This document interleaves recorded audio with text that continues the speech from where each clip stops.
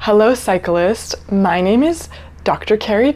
I am a physical therapist and I specialize in treating the pelvis and the pelvic floor muscles, and I'm here to talk to you today about decreasing your pelvic pain with cycling. So I see three main things from my physical therapy perspective in my cycling clients. Number one, and the most common thing I see, is a decrease in flexibility of their spine. And so all those forces that should be dissipated throughout the spine get translated down to the pelvis. And so that is the most common cause of pelvic pain that I see in my clients. We're also going to work on hip mobility because you need good hip mobility and flexibility, to create the spin cycle.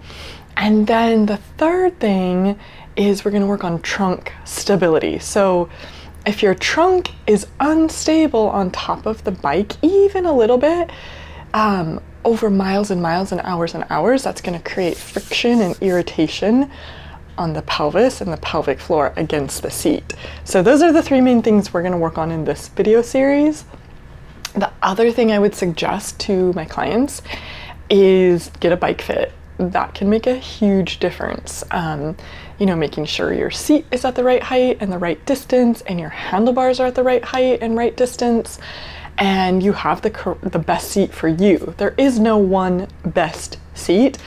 Some of my clients that have had chronic pelvic pain have tried 1,000 different seats, and what's supposedly the best one didn't work for them. So there is no best seat, but finding one that works for you and your body. So that's the other thing I would recommend, is working with a professional. Even during the pandemic, I did some virtual bike fits with my clients. But making sure your bike fits you, and then making sure your body optimally can maneuver on the bike, and that's what we're going to work on. So come along with me, and yeah, can't wait to have better cycling.